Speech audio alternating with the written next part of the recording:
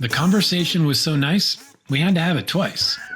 It took 2 recording sessions for Sheri Zevenbergen and I to nail down this week's DesuckifyWork podcast episode, thanks to some technical difficulties. But it was so worth it. Sheri is a coach, podcast host, and delightful bundle of energy and insight with a clear vision for how we can live a life that matters. It's all about the dash. You know, the one between when we're born and when we die. Sheri calls this the dash mindset. What are we going to do with that time? For many folks in the business world, the answer is usually achievement. Do all the things as well as we can do them and get all the rewards that come with all the doing. Then we wake up one day and go, what was the point of all that again? If we want to take more ownership of our dash, we need to reprogram our inner voice, learn and live by our values, and build some new habits. The best part of all this, if we do those things, it not only makes our lives better, it makes the lives of the people around us better too. Our family, our friends, our teams at work, the dude we see every morning at the coffee shop and do the mutual grunt nod thing with. This is how desuckification happens. One person at a time, one habit at a time, one choice at a time. We only get one dash. What are you going to do with yours? Welcome to the DesuckifyWork podcast, the show where we cut through the BS and find ways to make work more fun, more human, and less ridiculous. All of which makes your business more profitable, by the way. If you enjoy this one, please like, share, rate, review, or subscribe to the podcast. Let the desuckifying begin. Here's Sheri.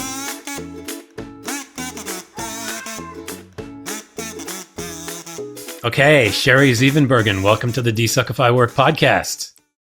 Thank you, TJ. I'm so excited to be here. I am excited that you are here. And before we start exploring all of the good, fun stuff we're going to talk about, I want to give you a chance to just give us the quick story. What do you do for work and how'd you come to be doing it? Yeah, so I do coaching and consulting. Okay. My business is called the Dash Mindset because the dash is what we have between our birth and our death, which can be kind of a morbid thought, but really it's pretty empowering when you think about it. I mean, we all know we're not making it out alive. So why not make the most of it? It's not like, oh, am I? Am I not going to make it out alive? We just know. So I think just knowing that, it just gives us the ability to kind of own that and recognize, wait a minute, I get one shot. So what do I want to make this look like?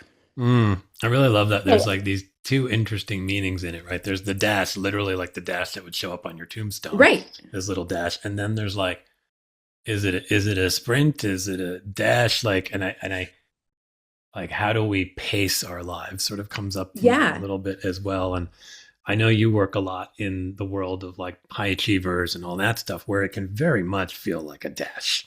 Yes. And I'm so glad you said that for a lot of reasons. But one, it's so funny because when you're so close to what you do, you just know, right? Mm-hmm. And so at one point when somebody said, oh, I thought you needed to dash through life. I thought, oh, no. I'm trying to encourage you to do the opposite. So I'm trying to be more just share that more often because of course it's apparent when it's in my own head, but luckily for the world, no one else can read my mind. So I have to tell them what's going on in there. With high achievers, I think we have this one dash and a lot of us are just dashing through it, feeling like, okay, what's the next thing? I got to get on to the next thing, not really being present to the time we have. I think a lot of folks are feeling that right now. Before we sort of explore that, I want to just get your take on the role that work plays in your life. How is it currently showing up for you?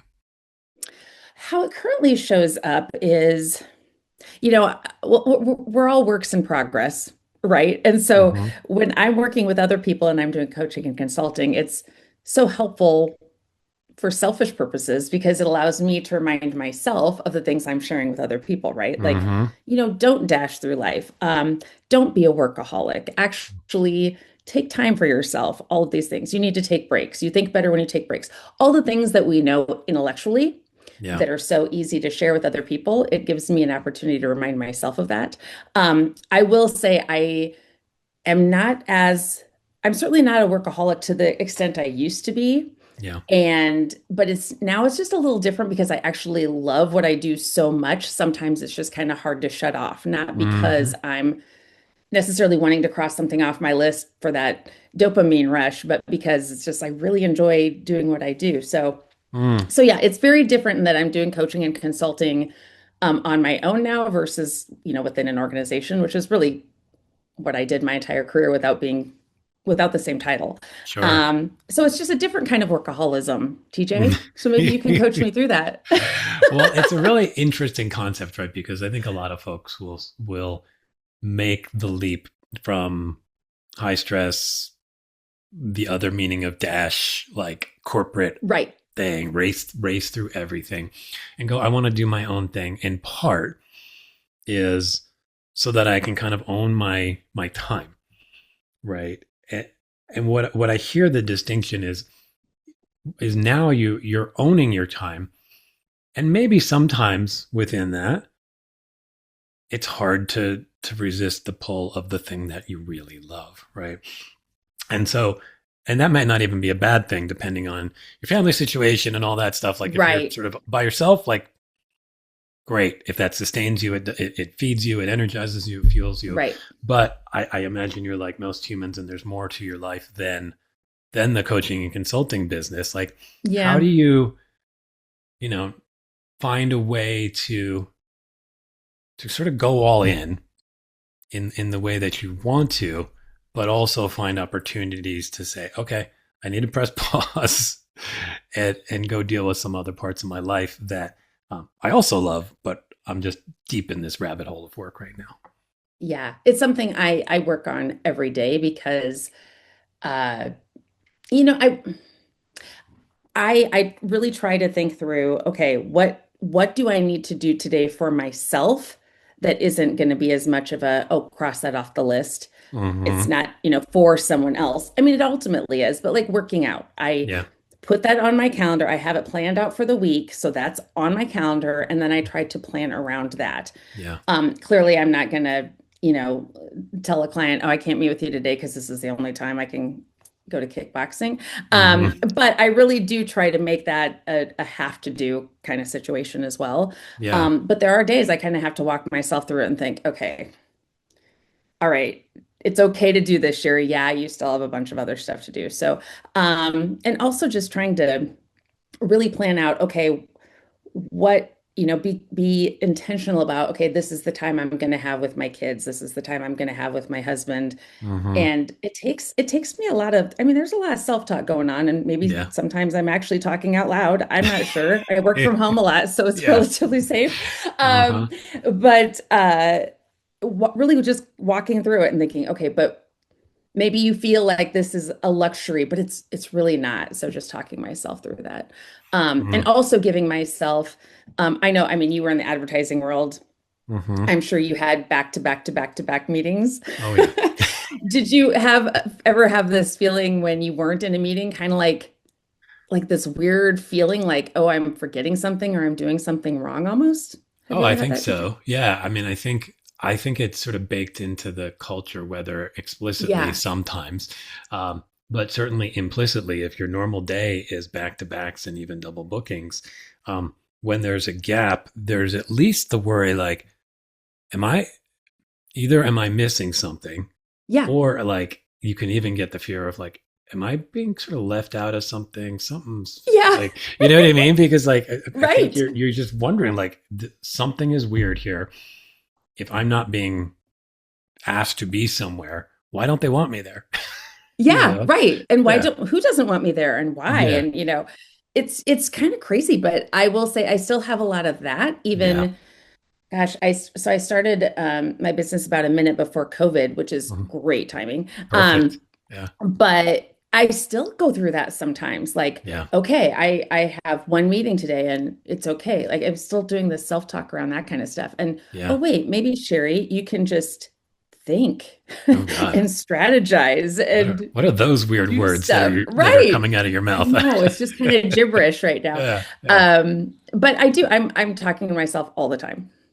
Yeah. And I think we all are, right? And that's part of the game here is like getting our talk track so that it works for us, right? I think, if we were fortunate enough to get to a place where work is something we want to do, right? We're in a place of, whether that's in a job or working for yourself, and you're like, I really like this. There's still all these tendencies and all these talk tracks that come in and that push us to do more. And to your point, maybe not think as much, maybe not strategize as much, maybe not take care of ourselves as much. I mean, I would even, like, at least in the ideal world, I'd like it to be very completely okay for you to say to a client, you know what, I can't do it that time because I do have kickboxing. Like, if you if you zoom out even further, it's kind of like, that's when I take care of myself. But we're so trained to not even imagine that that's okay. Right. And I'm not even calling you out, because I've done the same thing. I'll write gym or whatever on my calendar, and then that's the first one to go. It almost becomes like a false placeholder, because it's very easy to go, oh, well, I can slide you in at 3 on Tuesday. Of course. I don't have anything real then. Right. Real. I love that you said real, because I think we all have said that before. Like, oh, I don't have a real thing. So it's, but you know, I'd love it to be where we could be like, oh, that's real. Like, that's actually like really important, not just because it helps me feel better, but to your point earlier, it helps me show up better for you as we're continuing to work together. And it also kind of sets an example that, that it's okay for people. I mean, I think that's a lot of the challenge, and coming back to this idea of high achievers, which I have a couple thoughts on that term, which I'll come back to. But broadly speaking, you like to work with high achievers. And I think most folks who are working with coaches and consultants at least have some of that energy.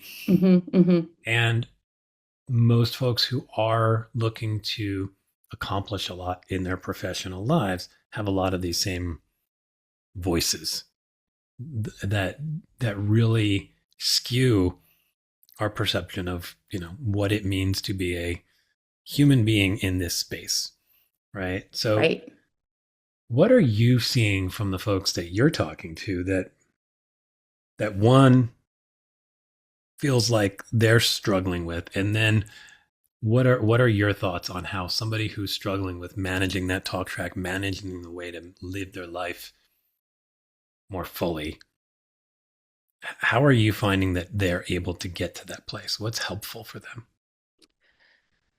I think recognizing that it will be uncomfortable, and just knowing that going in, because, you know, it sounds like when we say things like, oh, I'll do that on a rainy day. I don't, who came up with this, right? For this rainy day business, first of all. But we think, oh, that sounds blissful, you know, to just take a day for yourself. Right. But when you are constantly in motion and just go, go, go, it's actually one of the most uncomfortable things you can do, because it's really, it's hard to give ourselves permission. And I think intellectually, we all know that there's no person out there who's going to give us a permission slip. I mean, we know that, right? Right. But it's somewhere inside, we still feel like, well, we can't give ourselves permission. Right. Like, I like the earth might actually just, I don't know, shatter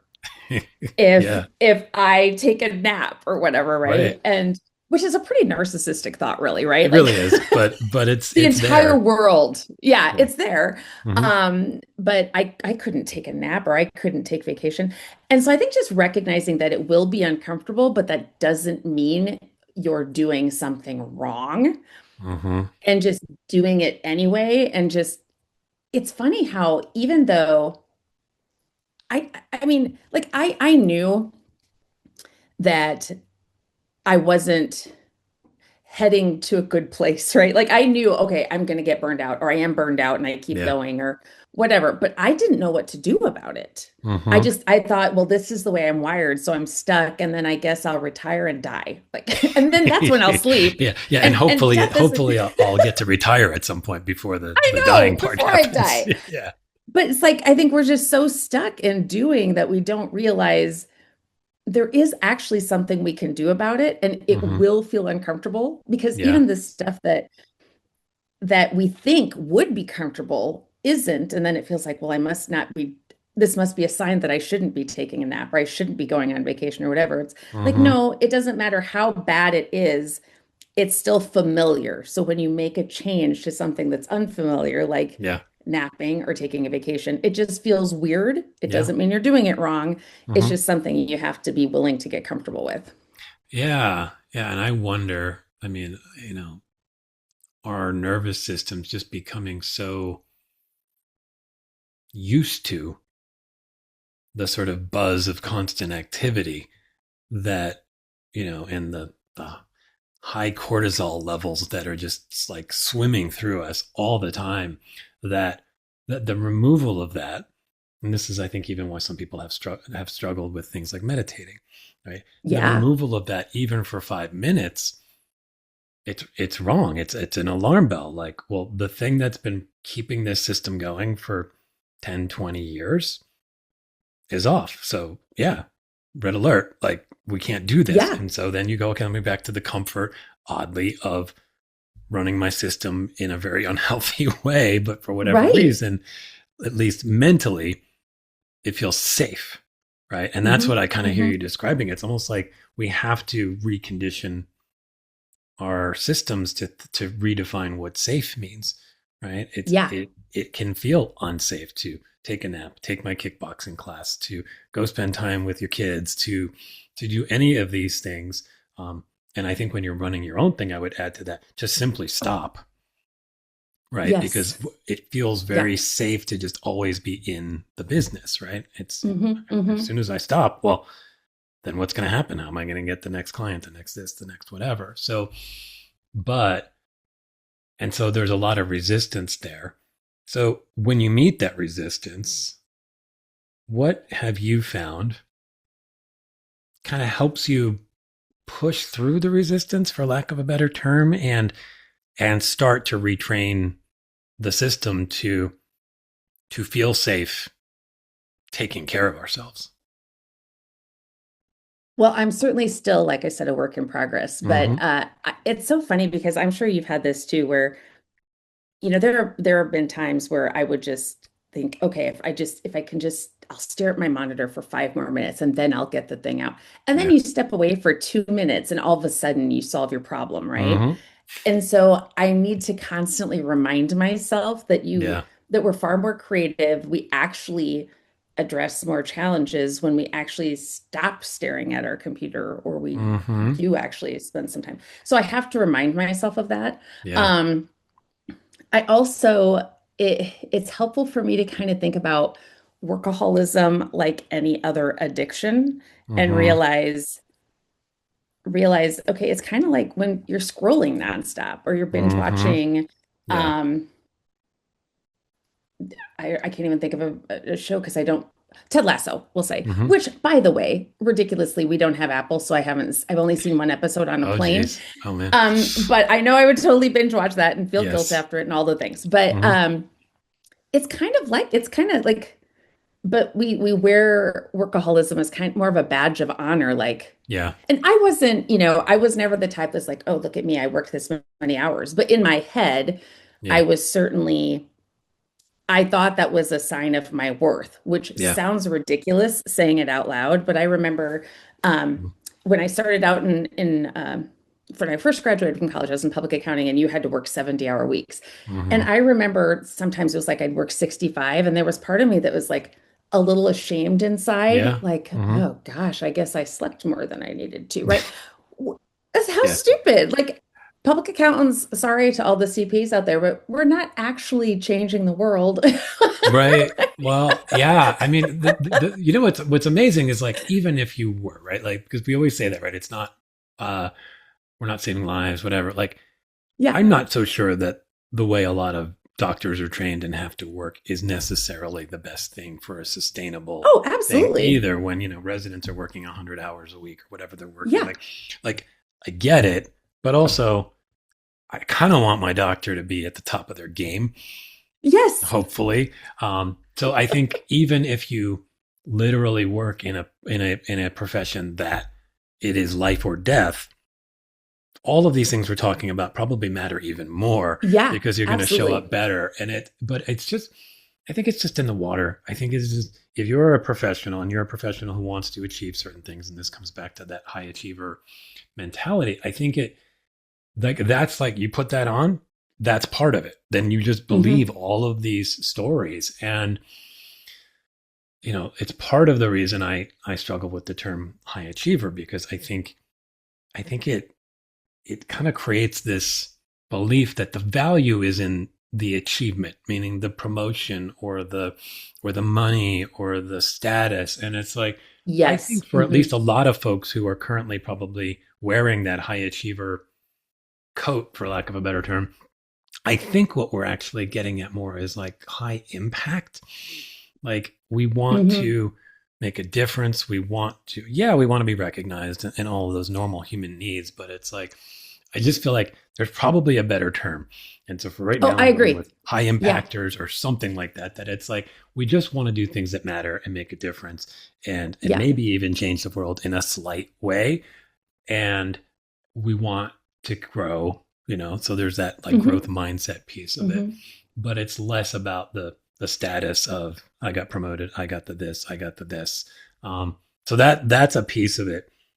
The other thing I wanted to come back to is, you were mentioning the sort of inertia of sitting and not being able to step away for 2 minutes. And I thought, like, my first thought was like if you could turn that into like a physical substance, it would be stronger than crazy glue, because it's like, you are like, you literally, you can't move. It's what it feels like in that moment. Right. It's like, and then I thought, like, the simple thought of like a post-it note or something that just says something like, it's okay to step away, as a reminder that, like, because it literally, like, it goes out of your brain.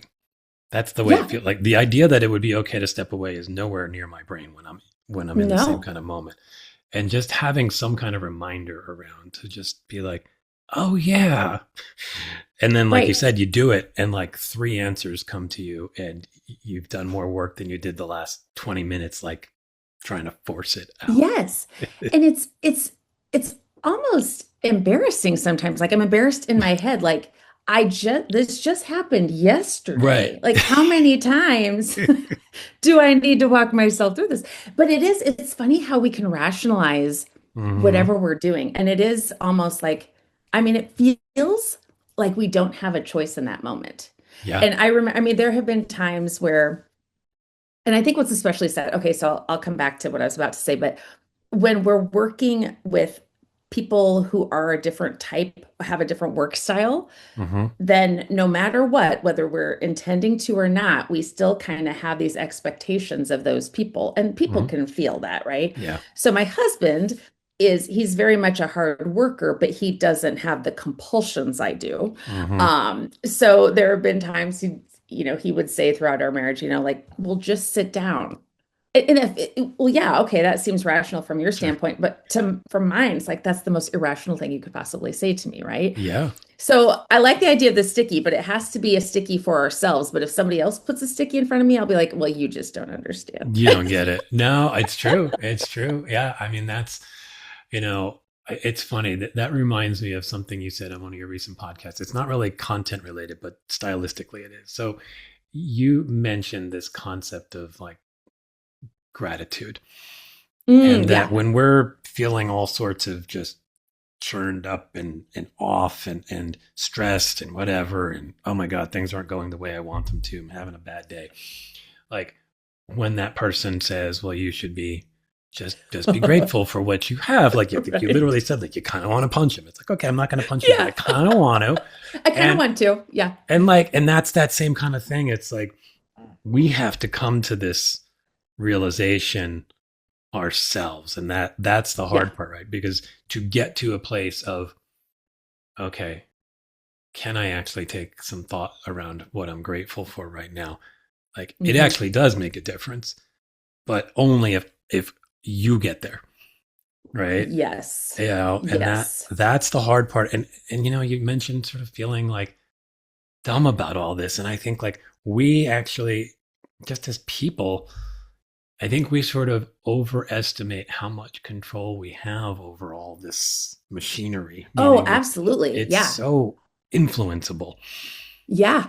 And it's hardwired. We can succumb to all of our sort of weird wiring so easily. And it actually does take intentionality to get out of it. So what has helped you just, I know we're all works in progress, but what has helped you find ways to listen to the voice that isn't always as loud as the one that says, keep going, keep at it?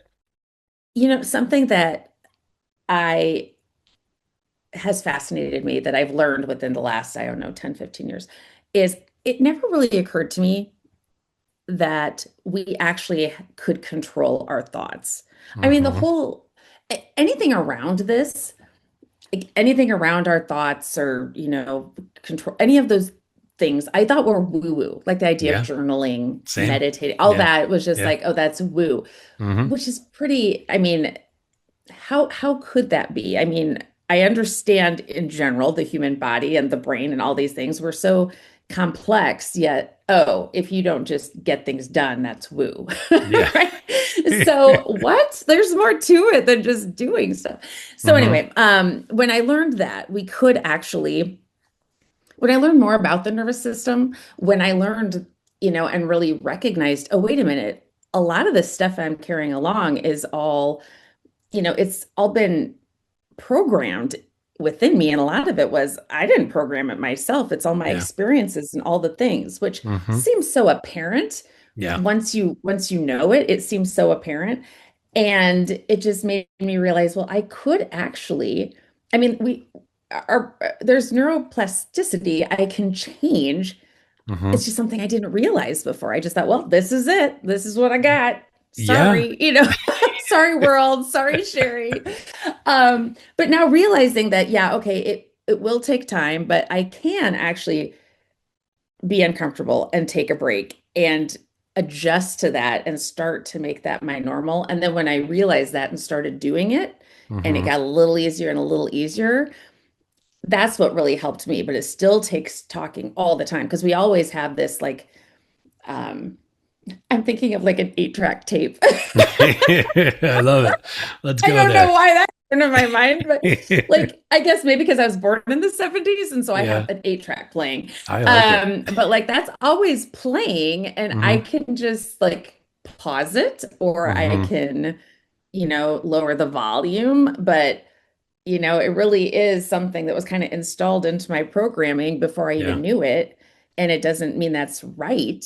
And I can change it if I want to. Yeah. First of all, I love the 8-track thing. 8-tracks for the coolest. I'm sorry. They really are. Cool. They really are. I mean, as part of the giant stereo systems that some folks had. Yes. It's like wood. Ours was like things. 6 feet. What stick the on earth? I mean, I miss sort of the beauty of all that. But yeah, that programming is there. We didn't do it, but yet it tricks us into thinking we did it somehow. Like, as like 5, 6, 7-year-olds, when a lot of that stuff really starts to hardwire, like our brain, this is how I remember it. Our brain is convinced that we were fully capable in that moment of making all the perfect choices to create the perfect path for us. And so when you not only have this programming that you didn't have anything to do with, but you feel guilty because you think you had something to do with it. Yes. So it's like, I created this monster. And so there's something kind of nice when you can go, oh, okay, I guess I didn't really create it. I had a very lightly formed brain at that point in time. And then I think the other thing that's interesting that still sounds a little woo to me, but I'm getting used to it, which is like that operating system isn't me. Right. Like that's not me. Like I can change that and still be me. So if I can change that and still be me, it must be somehow separate from me. And that's true even down to like the level of a thought, right? Like a thought comes up that says, I need to work 10 more hours today, otherwise I will be a miserable failure. That's actually not me. That's just, part of the programming. It's throwing out a bit of data that I can either go, yeah, I better work those 10 hours. Or I can go, no, I'm actually going to take that nap for an hour now, and then I'm going to work 4 hours, and I'm probably going to get more done. But so there's something freeing about that, but it is when you're programmed one way, you can't just resist that like overnight. You have to like create new habits around it.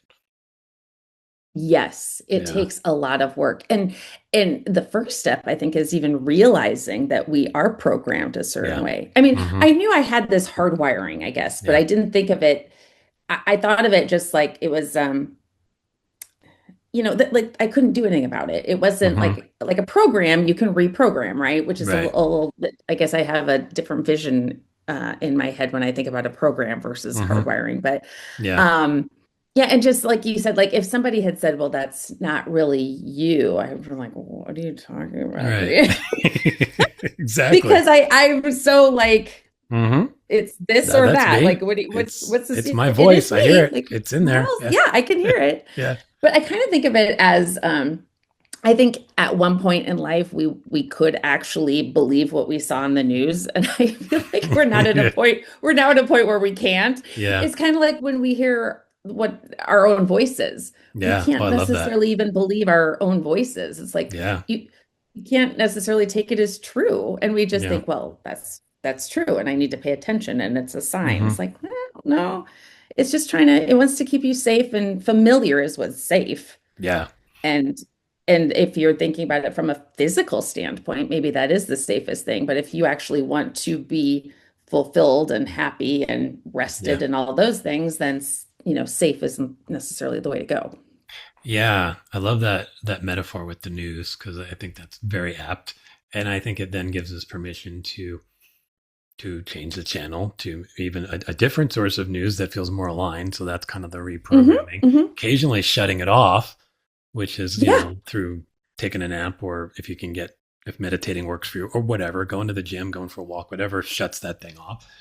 And then I think as we learn to shift that relationship, it's like, okay, if I want to grow, develop, learn new things, whatever, that instinct to protect and keep us safe that the talk track maybe has isn't really serving us because it keeping us safe is keeping us exactly where we are, right? Hmm.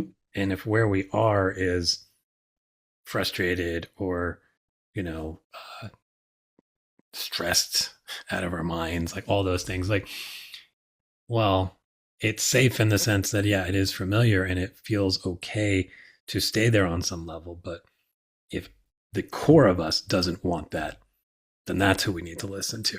And that's actually like Yes. you have on your website, you have your strengths and your values. And I want to talk to the values specifically because I think this is an interesting maybe way of helping folks figure out like who they are, right? The idea of like what do we actually value? And this is a tricky exercise. I mean, as someone who came from the world of marketing and branding and advertising, I've seen examples certainly where organizations come up with their values and they are very much not their values. Hi, everyone. Thanks for listening. If you're liking what you hear and you like the idea of making work not suck, I invite you to schedule a free half-hour discovery session. What role is work playing in your life right now? Let's talk about it. All right, back to the show.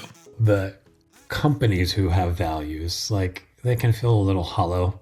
They're just like Hmm. these empty promises. They don't get kind of brought down to the individual level, I wonder, like, how do we avoid doing that with our own personal values? How do we keep them from being just like words that we put on a page, but then don't actually live by? What helps us not only find our values, but bake them into our day to day? Ooh, that was so well said.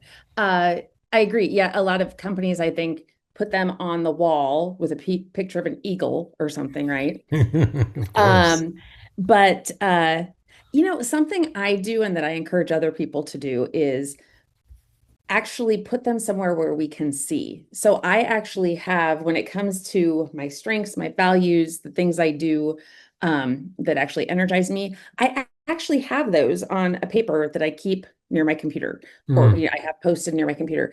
yeah. And it's something I always have to remind myself of, but the more I do that, the better I get at just remembering. And Mhm. so if there is a big decision about working with a particular group or doing a particular event, I do try to refer to that and think, okay, is this does this align with who I am? Mm. And I know some people, such as myself, are more into the whole, posting sayings and those kinds of things. I'm Yeah. certainly one of those people. Hmm. But I do think just having some sort of a reminder somewhere in whatever fashion works for you is really helpful. Yeah, I can see that. I feel like any of that can be helpful. And the question that kind of comes up in following that is like, okay, maybe I've figured out a way to make these values stay with me. How do I know that they're truly my values? Meaning values can either evolve or, sometimes you do an exercise to get your values and you're living in the idealized version of Hmm. yourself. And I don't think there's anything wrong with aspiration. Hmm. But I also think like if you aspire to have a value be, let's say it was I'm going to be very um, forthright with people, and you Hmm. just find that for whatever reason that actually isn't who you are, Yeah. right? It's not that you're deceptive, but you're more guarded Hmm. in how you show up.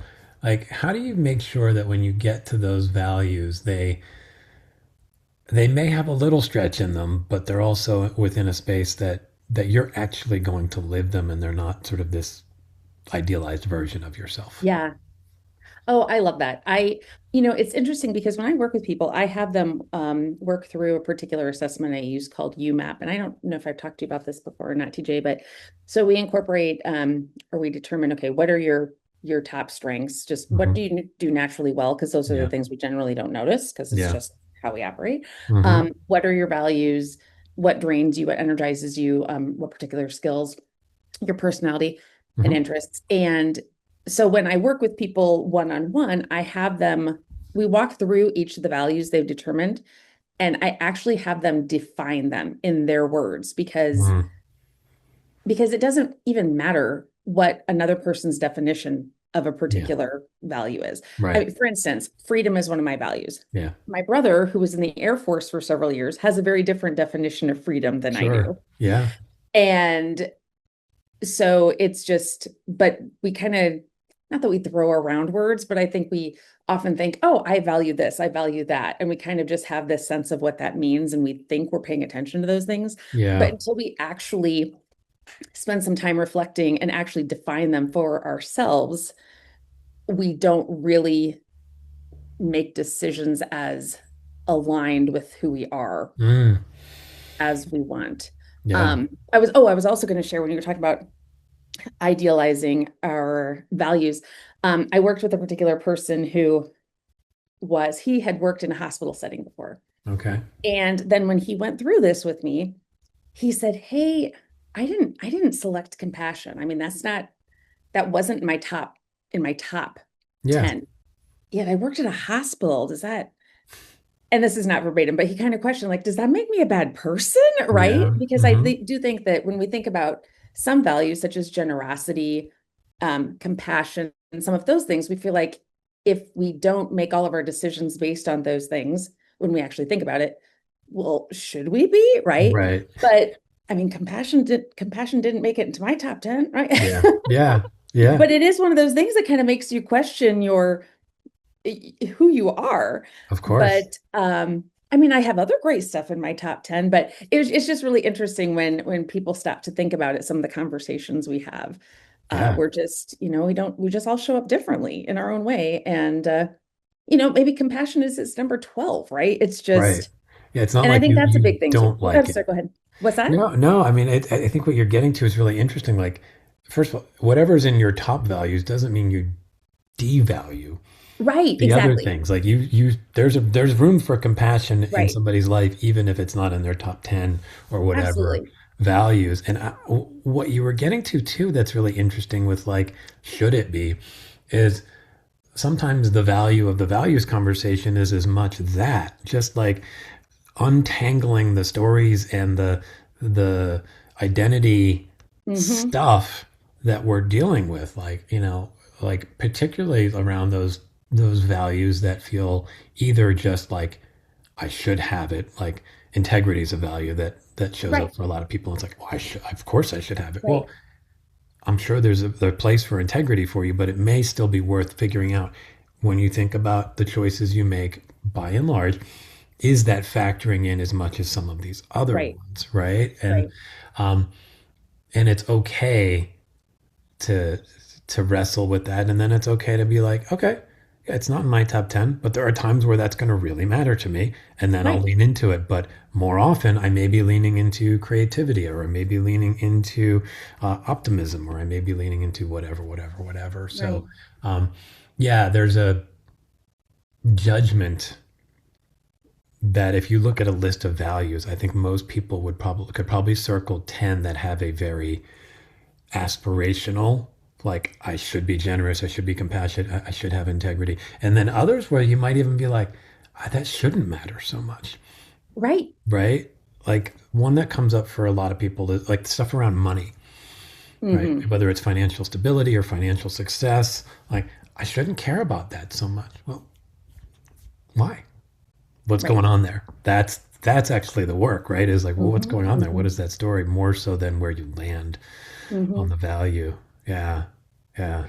Yeah, we make these judgment calls on ourselves and other people, and it's just I mean, I act in integrity, but integrity, the word itself, I don't, that's not in my top 10. Fun Mm. is, Yeah. does that make me a bad person that I value fun more than Right. integrity? And it doesn't mean that we can't act with integrity. It's just, Yeah. I happen to talk to people about their top 10, but Yeah.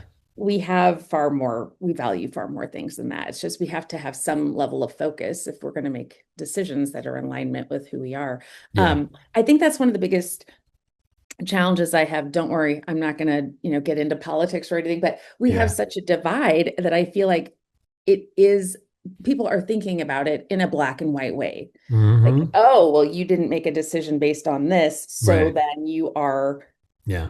not a good person, or you're acting out of integrity, or you are unkind, but Yeah. there's so much more to it. I mean, none of this is black and white. I know. I know. And it's so much cleaner, I think, for our brains to see it in black and white. It Oh, feels simpler and absolutely. easier. I mean, in many ways, that's like the exercise of defining your values can feel like, oh, you're trying to make it black and white for me. And I think to give people permission to say, no, maybe we're darkening some of the gray Hmm. for you, like giving it a little more density so you can say play there. But yeah, it's like I want to have fun doesn't mean I don't value integrity.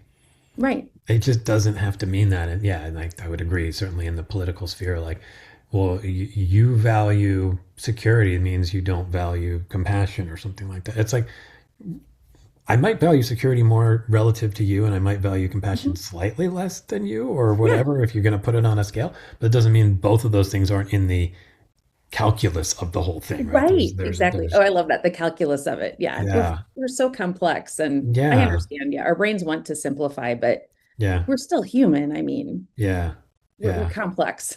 Yeah, no, and I mean it's why it's so hard when you show up at work and everybody is bringing these different buckets of values with different meanings behind those Hmm. values and all that. And so, to the extent that you can create environments where conversations can happen around those things, Hmm. and this goes back even to the company values, right? It's like open the door to the conversation and allow people to explore and experiment and create definitions for themselves and trade their theories about why this matters and why that in a place that feels safe to do so. Hmm. Um, that goes a long way to creating a work environment that is at least more functional than many of the ones who we're Oh, that more currently. functional. Let's Yeah, make it more functional. that's like at Well, least a stepping stone to perhaps yeah, even like a more joyful, more fun, more yeah, fulfilling, more less sucky. meaningful, less sucky workplace. Yeah, I think we can take baby steps. Yeah, for sure. Well, Um, and it's kind of like I mean, a lot of organizations will have 17 top goals. yeah, I mean, when we allow ourselves to not focus on yeah. whether it's values or goals or whatever, then Then what? it's just Yeah, all gibberish, right, in our minds. yeah, yeah. All of these things matter equally. Okay, Hmm. now what do I do? Yeah. All right, so I will not excel at anything this Yeah, year. I'm going to Okay, do we're everything set. terribly for the next 6 months. Thank you. I hope that reflects on my performance evaluation. Yeah. God. So I want to, you talk about this, the dash, right? The dash mindset and the dash that we're creating. And I think about it. Um, I'm thinking about the dash maybe more specifically in the career, right? Yeah. Start in our 20s, whatever, work till whenever. And there's this career, and I feel like there's so much disruption in this space right now. Um, what does a career even look like? What is a job? Like all this stuff. Like, what do you think? You talked a bit about things like strengths and stuff like that. What are the things that will matter most in the ability to at least feel like we still have some kind of ownership over that career dash over the next Yeah. handful of years here?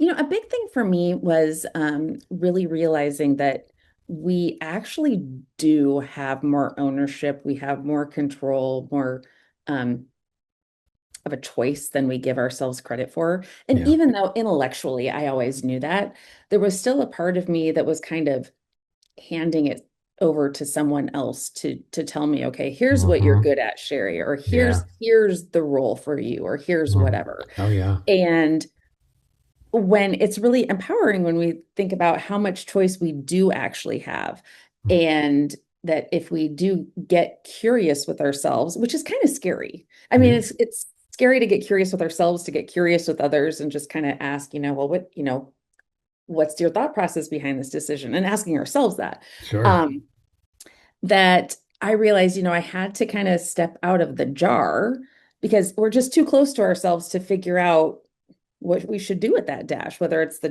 dash Hmm. of our career or entire lifespan. Um, so I think just recognizing, we do have control over a lot of things. We don't realize we do. And there are a lot of things that we do focus on that we don't have control over. Mm. Like, okay, yeah, leadership is going to change. Yeah. Um, this role might be filled by someone else.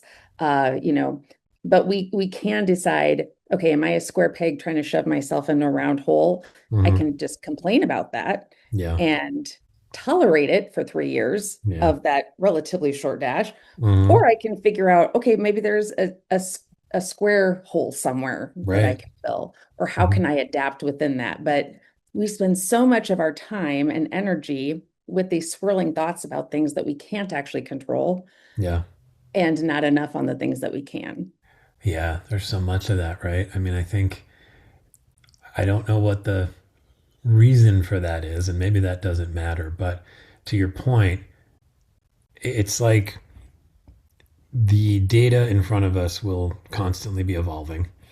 And Yeah. how do we choose to show up in that reality each day? You mentioned the square peg and the round hole, and it just, I don't know why. It sort of brought me to this. It's one of my favorite words, so maybe I'm just finding an excuse to say it, but the rhombus. Like, I love that that's one of your it's favorite like the words. an italicized square, Yeah. like, and I like, wish everyone could see you act. Well, maybe you will post this, but just you doing like the rhombus what I is wonder is like there is the like let's go find the square spot for me, and then there Mhm. is like, is there a rhomboid thing where I could be like Yeah. slightly askew, but I haven't, but and then I can write it. You know what I mean? Like Yeah. sometimes we're always like we're waiting for the perfect thing, and Right. it's more like, oh, that's an interesting area for me. It's not Hmm. exactly as what I was thinking, but if I think about my values, I think about what I'm good at, I think about maybe longer term goals, whatever the factors are.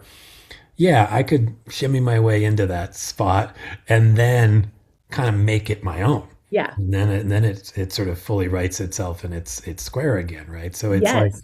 there's an interesting bit of leeway in there for us to go, I don't need to cram myself into the round hole because that's just clearly not me. But where does the shape shift enough to kind of create Hmm. opportunity for me to Yeah. slide into it?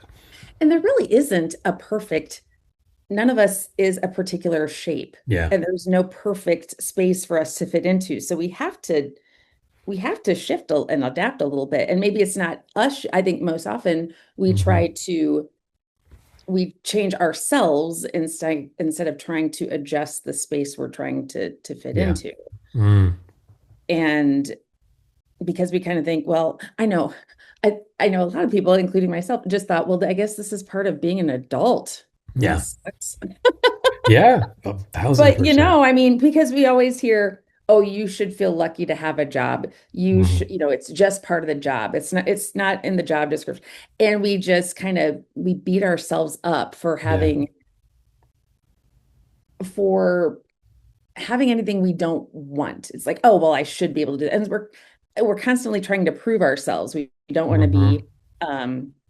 be seen as lazy. We Yeah. don't want to be seen as a poor um, team member. Yeah. So then we all kind of quietly take on things that we don't actually enjoy. They're sucking the life out of us. We're not even Hmm. good at it. And then Yeah. we're beating ourselves up for not being good at certain things when the person next to us might actually enjoy the thing we suck at, Yeah. but we're not open to being vulnerable enough to actually have the discussion a lot of Oh, times. that's a great point. Just the weight of expectations and the stories we build around that, and we don't feel safe enough Hmm.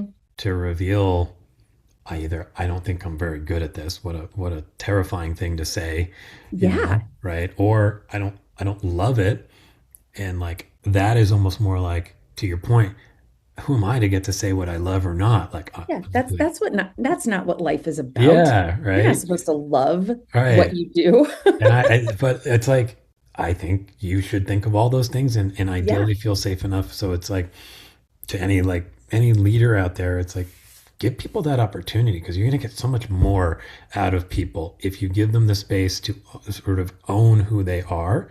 Hmm. And yeah, occasionally stretch. Yeah. Occasionally be like, oh, I'm not great at that, but I'd like to. Okay. Well, then that's an opportunity. Or I love this, but I'm not quite great at it yet. Well, that's Right. an interesting opportunity.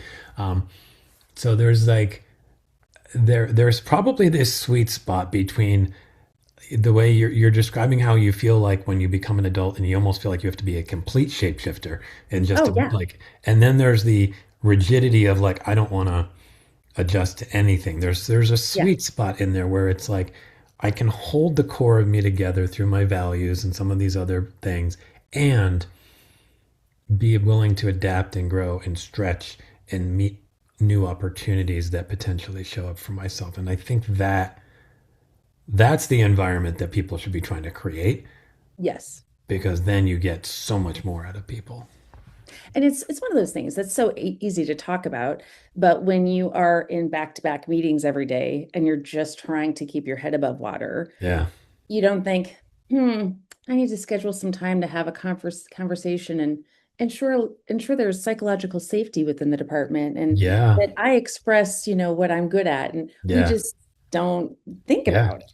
I And know. we feel like nobody else has time to have that discussion either. I know. And what I, I would argue that that's important time and we should make time for Hmm. it, but it's also just like um, think about your own experience in that, meaning you're probably miserable if you are not allowing yourself to even ask like am I okay. And so then if you Yeah. just kind of give yourself a little time for that, then I think you can start to go, okay, what can I do to create room for myself and everyone else to do this. I think this is a really hard conversation right now because more than ever, between AI and a bad economy, people feel Yeah. really, I don't know what the word is that they're using. You know how there's all these buzz terms about how Right. people are feeling at work, but there's a job locked or something like that. But it's like Yeah. there's something about people feeling very locked in at work and they Hmm. have no options and all that. So I get that. Um, but if you're somebody who's in a position to make change within an organization, just just even like expanding 10% towards Hmm. curiosity around like what might help people feel more able to show up how they are, and not just because it's like feels good, but like because we'll actually do better work behind it, and And it helps the and start to carve organization out too. little bits of time for that. Yeah. And ultimately, it helps the organization Oh because if yeah. people are hating life and doing Yeah. things they're not good at, Hmm. it doesn't help anyone. No, yeah, and you can only push so much Mhm. through that, and I think we're close to the breaking point. I would say, just I agree. I Yeah. think we're like close to the point where people are gonna sort of break in that mold, and it's gonna be okay. Now what?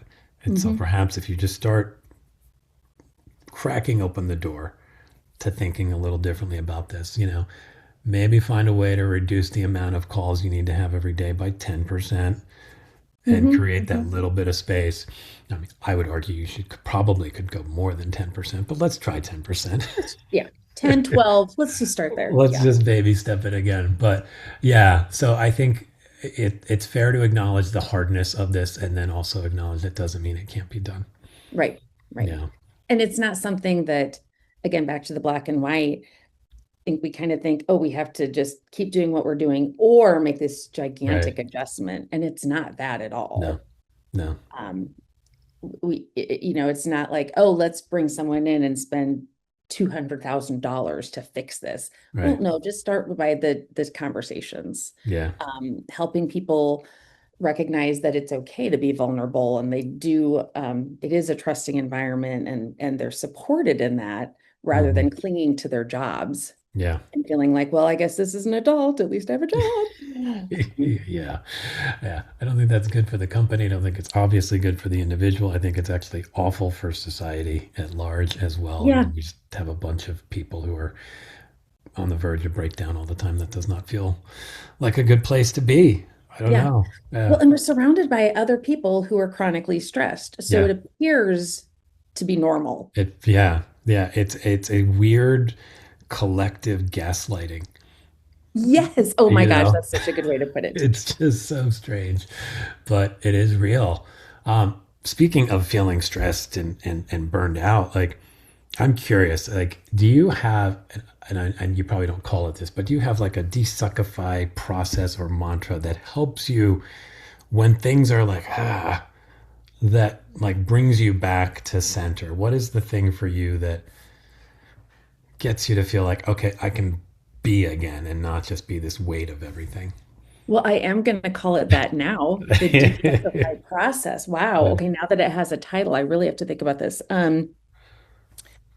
I find myself, so something I've experienced, I don't know, probably straight out of the womb, is just general kind of anxiety and Yeah. just this anxious sense that I'm not going to get everything done and I need to get everything done. And so overwhelm and just Yeah. anxiety in general Hmm. is just kind of blanketed over me. Yeah, I get Um, it. I get it. so I find myself there and I have to, one thing, I actually have a lot of things that I'll remind myself of, but I remind myself that I have plenty of time, which Mm, I know that kind of conflicts with the whole you have one dash, come on, live it. yeah.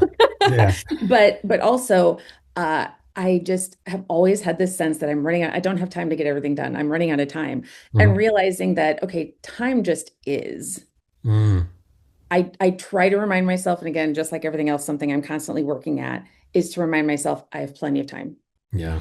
and I have everything I need in this moment. Mm, hmm. Uh, Another thing, I have friends who have a consulting and coaching business. They have a gigantic sign on their wall that says, "You're just not that big of a deal." Yeah. And I just love that. And Uh-huh. not because, we're each unique and we are a big deal, but we think that the things that are important to us when it comes to like task management and the things we're Yeah. crossing off our list, Mhm. are a much bigger deal than they actually are. So, Yeah. okay, your 2-year-old doesn't wear blue on blue day at school. Right. It'll be fine, right? Yeah. Or a friend of mine used to say at work, there are no babies dying when we didn't get a project, a Right. particular thing done, right? I mean, in the Hmm. grand scheme of things, I have to remind myself most things aren't that big of a deal. Yeah. No, it's a really good reminder. I think, yeah, I mean, it would be a really interesting exercise if somebody just walked back through their career and thought about like 10 things that really gave them stress and then like what was the impact? Because I can think about Mhm. things that show up in my brain that are like you got the pagination wrong on a deck or something like that. Like Right. that, Yes.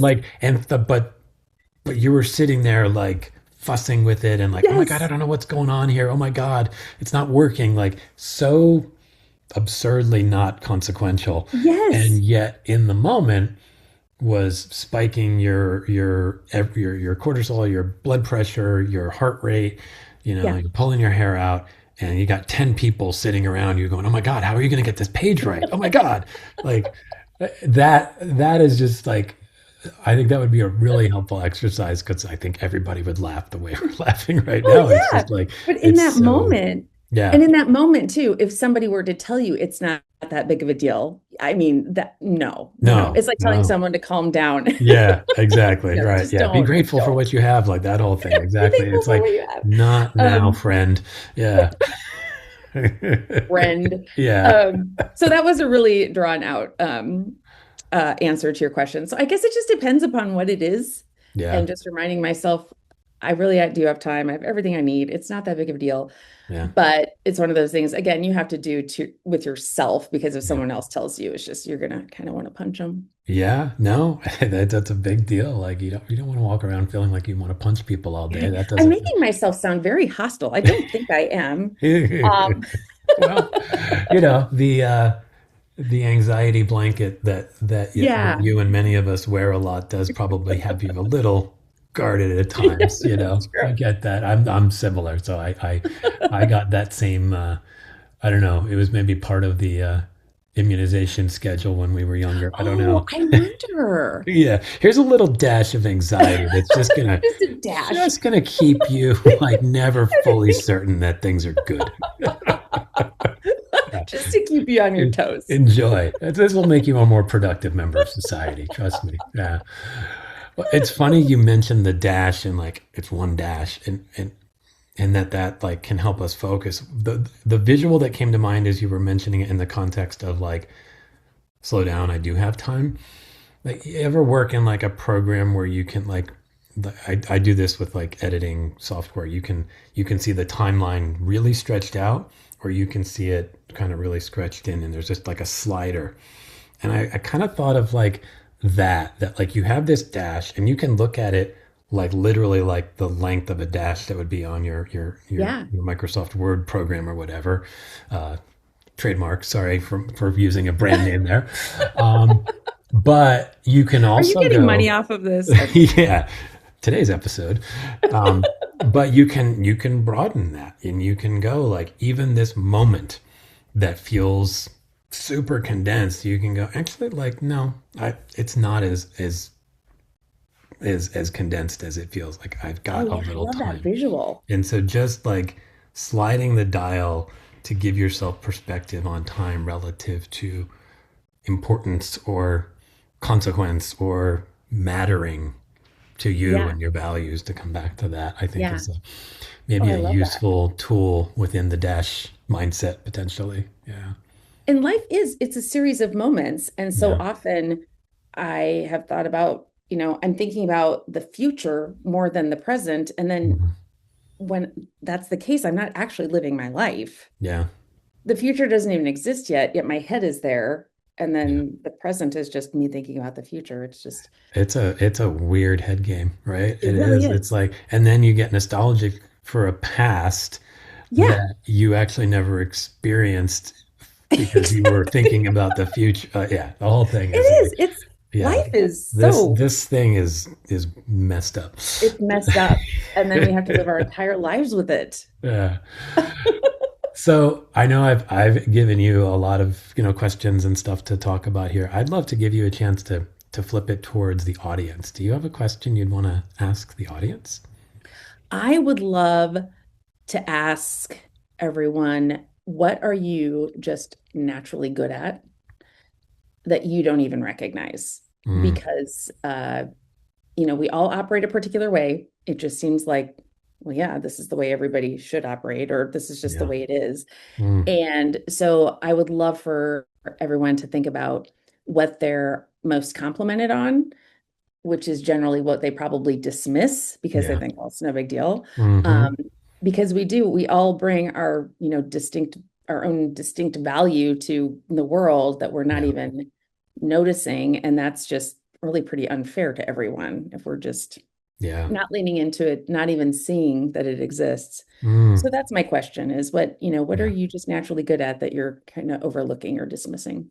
I love that. And I love the idea of what do you get complimented on, because that is such a good insight into that, because we dismiss what we're good at. I think maybe because we think, well, if I'm good at it, it must not be that hard. I don't really know Yeah. what the, And then we feel like it's not not a big really deal. valuable. Yeah. Like that doesn't Yeah. matter. How hard is that? Yeah. It's like, Yeah.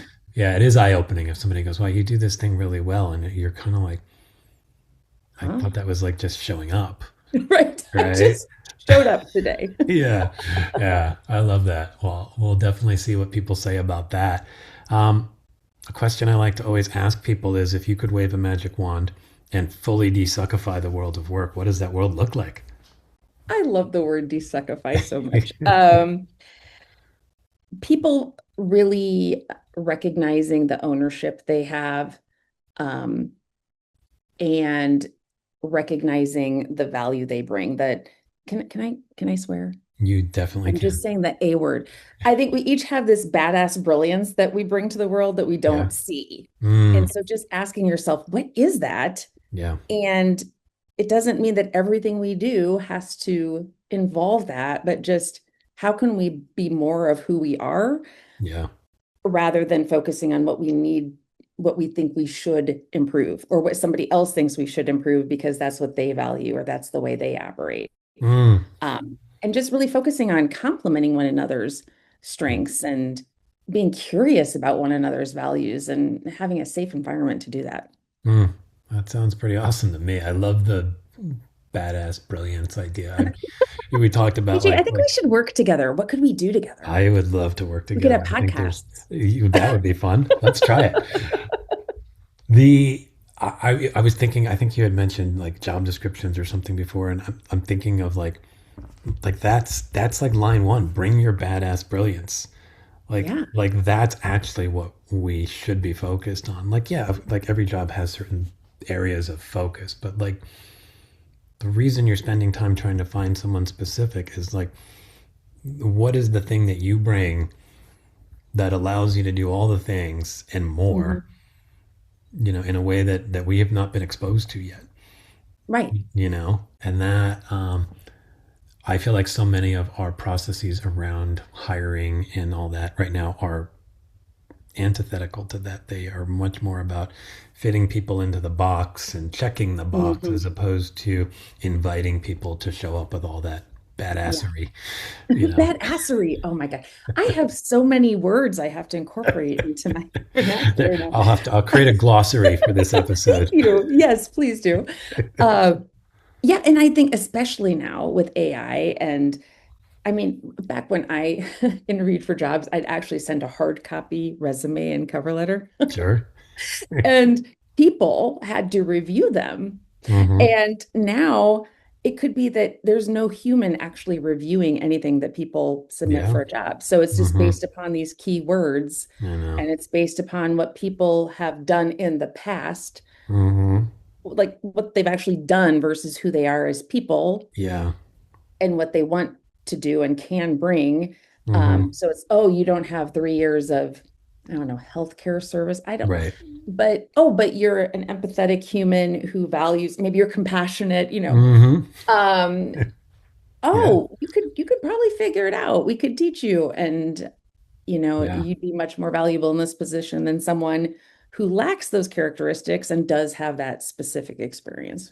That's such an interesting distinction, like the look back at what you've done versus the look now at who you are, right? And I Yeah. think like God, what a different way of thinking about hiring, or even like within an organization promoting or whatever. It's like not about did you check this box or did you have 2 years in this group or whatever. It's just like Mhm. what are you bringing to the table today? Who are you today in terms of your values, your skills, the way you think, the way you deal with different things? Like that feels like such a more rich area when you think about the way we manage and deal with people and organizations versus what did you do? What did you do? Yeah. And it's, again, that goes back to the black and white too, because that gray gets kind of Yeah. complicated. How do you do that? And we generally Yeah. stop. If we don't know how, then, well, Yeah. we can't figure it out. Well, Yeah. I guess I'll just go back to the checklist, I guess. yeah, I Yeah. guess I'll go back to the checklist. And I get Yeah. it. I mean, I Yeah. love a good checklist. Yeah. And when you're trying to keep your head above water, it Yeah. seems like the most efficient thing to do. But Yeah. in the long run, it's not as helpful for everyone. I mean, I went into accounting and finance, and I just felt like, well, that's what I am. Yeah. So, and then at one point when I realized how much I enjoyed other humans, my thought was, well, but what do I do? Because I was so focused on Yeah. being a thing and doing a thing. So then I thought, well, do I get into human resources? Because that has human in the title. I'm at a loss here. What do I do? Yeah. Oh, but it's true. I mean, I think it's hard when you're in it to even see what's possible. Mhm. I think so. I think, the work that you do is one way of helping people open their eyes a little bit to more of what's possible. I know we've already had a lot of fun on this show, but one of the fun things I like to do is invite people to create a sound effect. Everybody who's come on pretty much has contributed to this. I do lots of cat sounds in the beginning of episodes, but I always give room for the guest to have a sound. Wait a minute. Are those you? Are those sounds you? Not all of them, no. Occasionally it's me, but a lot of times it's I sometimes find them, and then I've done some where I'm like, I want a certain sound and I make it. Can you do one now? I want to know which ones are yours. Let's Or wait, see am what I I just can- supposed to be the one on the spot? Yeah, no, it's all good. I mean, I can do a pretty good just basic one, like meow, meow, meow, that kind of one. Good. That's good. But sometimes you want more of a meow, meow. So there's a little bit of range there, but sometimes it's beyond my range. So I go to the pros and I bring in their work. Yeah. But yeah, so I always invite folks to bring their own something. So do you have anything? I do a really good chicken. All right, let's There's hear no it. significance to this. I mean, it's like, it doesn't mean it's just a chicken. Okay, gosh, I can do this well when I'm not, it's not on command, because I generally don't find this being on command in my life, Mm. right? But okay.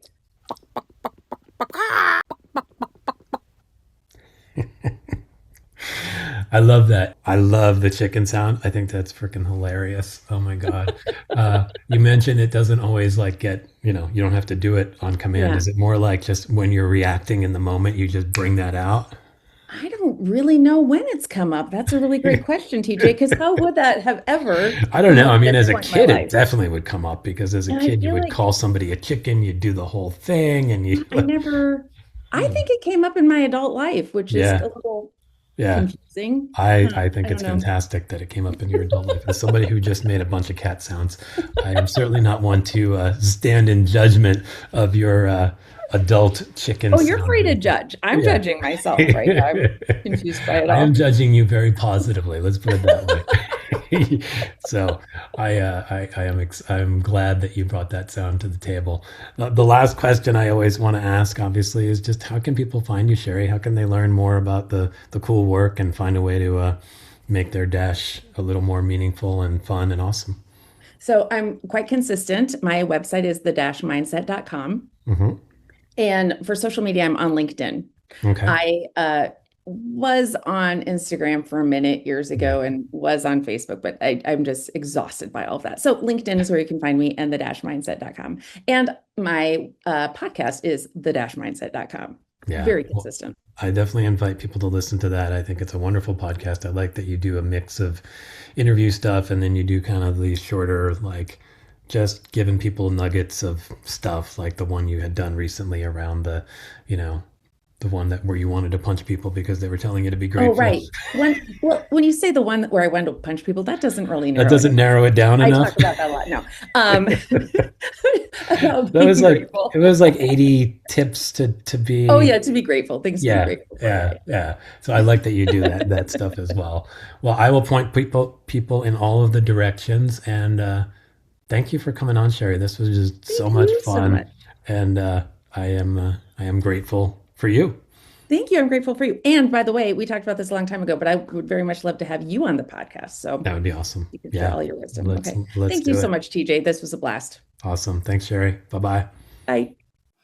Thanks, everyone, for tuning in to the Desuckify Work podcast. And a huge thanks to Sheri for bringing energy, insight, and laughter to the show. You can follow Sheri on LinkedIn and check out her site at the-mindset.com, where you can learn more about her coaching work and check out her awesome podcasts. If you enjoyed the conversation and would like to find some calm in the chaos of work, I invite you to schedule a free half-hour discovery session. Type meow in the calendar invite, and I'll also send you a free Desuckify Work t-shirt. Bye, everyone.